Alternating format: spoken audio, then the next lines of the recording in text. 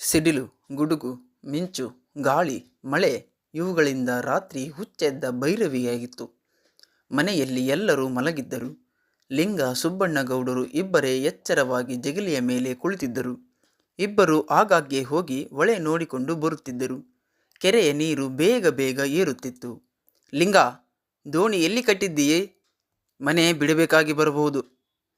ಲಿಂಗ ಸ್ವಲ್ಪ ಗಾಬರಿಯಾಗಿ, ಆ ಹುಳಿ ಮಾವಿನ ಮರದ ಬೇರಿಗೆ ಕಟ್ಟಿದ್ದೆ. ನೀರೇರಿತೋ ಏನೋ, ಅಲ್ಲಿಗೆ ಹೋಗೋಕೆ ಆಗುತ್ತೋ ಇಲ್ಲವೋ ಎಂದು ಹೇಳುತ್ತಾ ಲಾಠಿಯನ್ನು ತೆಗೆದುಕೊಂಡು ಹೊರಗೆ ಓಡಿದ. ಸುಬ್ಬಣ್ಣಗೌಡರು ಅವನ ಹಿಂದೆಯೇ ಓಡಿದರು. ಹೋಗಿ ನೋಡಲು ಲಿಂಗ ಊಹಿಸಿದಂತೆಯೇ ಆಗಿತ್ತು. ನೆರೆ ಮಾವಿನ ಮರದ ಬುಡವನ್ನು ಮುಚ್ಚಿಬಿಟ್ಟಿತ್ತು. ಇಬ್ಬರಿಗೂ ಸ್ವಲ್ಪ ಹೊತ್ತು ಏನೂ ತೋರಲಿಲ್ಲ. ಸುಮ್ಮನೆ ಹೊಳೆಯ ಕಡೆ ನೋಡುತ್ತಾ ನಿಂತರು. ಅಷ್ಟರಲ್ಲಿಯೇ ಮನೆಯ ಹಿಂದುಗಡೆ ಏನೋ ಬಿದ್ದ ಹಾಗೆ ದೊಡ್ಡ ಶಬ್ದವಾಯಿತು. ಇಬ್ಬರು ಅಲ್ಲಿಗೆ ಓಡಿದರು.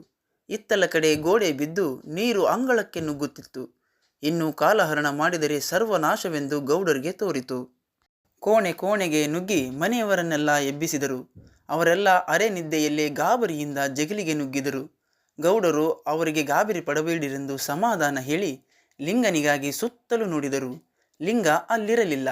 ಲಿಂಗ, ಲಿಂಗ ಎಂದು ಕೂಗಿದರು. ಉತ್ತರ ಬರಲಿಲ್ಲ. ಅಷ್ಟು ಹೊತ್ತಿಗೆ ಪ್ರಚಂಡವಾಗಿ ಗಾಳಿ ಬೀಸತೊಡಗಿತು. ಹುಚ್ಚೆದ್ದು ಸರಿ ಸುರಿಯಿತು. ಹೊರ ಅಂಗಳದಲ್ಲಿದ್ದ ತೆಂಗಿನ ಮರ ಮುರಿದು ಮನೆಗೆ ಒದಿಸಿದ ಸತುವಿನ ತಗಡುಗಳ ಮೇಲೆ ಬಿದ್ದು ಬಹುದೊಡ್ಡ ಶಬ್ದವಾಯಿತು. ತಿಮ್ಮು, ಸೀತೆ, ನಾಗ ಮೂವರು ಕಿಟ್ಟನೆ ಕಿರಿಚಿಕೊಂಡರು. ನಾಗಮ್ಮನವರು ದೇವರೇ ಎನ್ನುತ್ತಿದ್ದರು. ಗೌಡರು ಅವರಿಗೆಲ್ಲ ಧೈರ್ಯ ಹೇಳಿ ಲಿಂಗನನ್ನು ಹುಡುಕಿಕೊಂಡು ಕೆರೆಯತ್ತ ಓಡಿದರು. ಹೋಗಿ ನೋಡಲು ಲಿಂಗ ಮಾವಿನ ಮರದ ಬುಡ ಸೇರಿ ದೋಣಿ ಬಿಚ್ಚುತ್ತಿದ್ದ. ಮನೆಯ ಬೆಳಕಂಡಿಗೆ ಒಂದು ಕತ್ತೆದ ಮಿಣಿ ಕಟ್ಟಿ ಅದನ್ನು ಹಿಡಿದು ಅದರ ಸಹಾಯದಿಂದ ಮಾವಿನ ಮರದ ಬುಡಕ್ಕೆ ಸೇರಿದ್ದ. ತುಸು ಹೊತ್ತಿನಲ್ಲಿಯೇ ದೋಣಿ ಬಿಚ್ಚಿ ಅದರೊಳಗೆ ದಾಟಿದ. ಬೆಳಕಂಡಿಗೆ ಬಿಗಿದ ಹುರಿಯನ್ನು ಮಾತ್ರ ಕೈಯಲ್ಲಿಯೇ ಹಿಡಿದುಕೊಂಡಿದ್ದ. ಗಾಳಿಯ ಅಬ್ಬರದಲ್ಲಿ ಲಿಂಗ ಗೌಡರನ್ನು ಕುರಿತು, ಅಯ್ಯ, ಹಗ್ಗ ಹಿಡಿದು ಎಳೆಯಿರಿ ಎಂದು ಗಟ್ಟಿಯಾಗಿ ಕೂಗಿದ. ಗೌಡರು ಹಾಗೆಯೇ ಮಾಡಿದರು. ದೋಣಿ ದಡ ಸೇರಿತು. ಅಷ್ಟರಲ್ಲಿ ಒಳಾಂಗಳದಿಂದ 7-8 ಜನ ಕಿಟ್ಟನೆ ಚಿತ್ಕರಿಸಿದಂತಾಯಿತು. ಗೌಡರು, ಲಿಂಗ, ದೋಣಿ ಬಾಗಿಲಿಗೆ ತೆಗೆದುಕೊಂಡು ಬಾ ಬೇಗ ಎಂದು ಹೇಳಿ ಒಳಗೆ ನುಗ್ಗಿದರು. ಹೆಬ್ಬಾಗಿಲು ದಾಟುವುದರೊಳಗಾಗಿಯೇ ಕೆಲಸದ ಹೆಂಗಸು ಸೋಮಕ್ಕ ಬಾಯಿ ಕಳೆದುಕೊಂಡು ಕಣ್ಣು ಬಿಟ್ಟುಕೊಂಡು ಏದುತ್ತಾ ಓಡಿ ಬಂದಳು.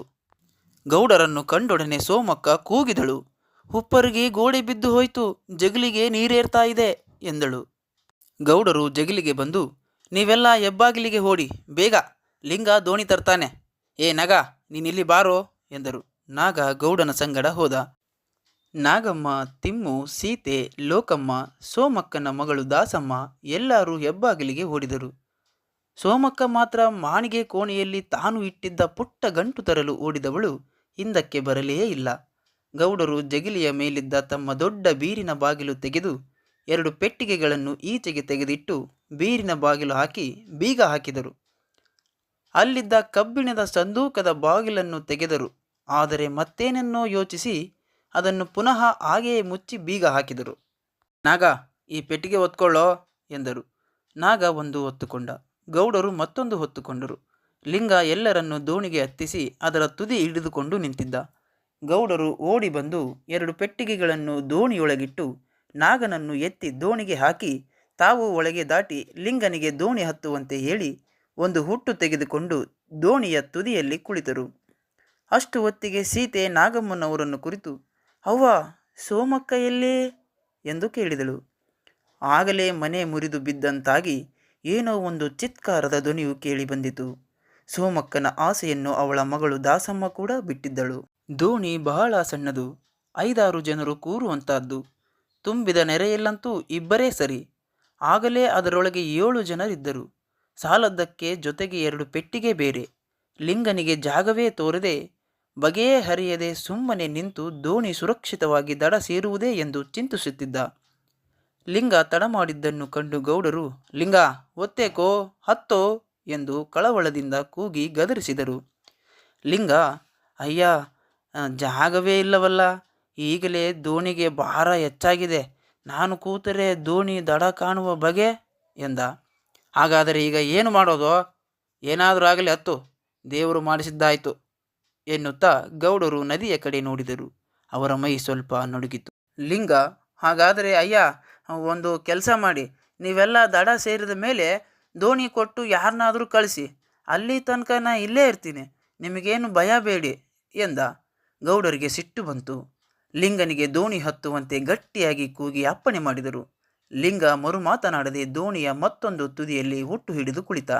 ಗೌಡರು ತಮ್ಮ ತೋಟಕೋವಿಯಿಂದ 10-12 ಬೆದರುಗುಂಡು ಹಾರಿಸಿದರು. ದೋಣಿ ಹೊರಟಿತು. ಆ ಗಾಳಿ, ಆ ಮಳೆ, ಆ ಕತ್ತಲು, ಇವುಗಳ ನಡುವೆಯೇ ಬಂದೂಕಿನ ಢಮ್ ಢಮ್ ಶಬ್ದಗಳು ಗಂಭೀರವಾಗಿ ಹೊರಟು ಮಲೆನಾಡಿನ ಬೆಟ್ಟ ಗುಡ್ಡಗಳಿಂದ ಗಂಭೀರವಾಗಿ ಮರಿದೊನೆಯಾದವು. ದೂರದ ಹಳ್ಳಿಯಲ್ಲಿದ್ದ ಜನರು ಎಚ್ಚೆತ್ತು ಗುಂಡಿನ ಶಬ್ದಗಳನ್ನು ಕೇಳಿ ಬೆರಗಾದರು.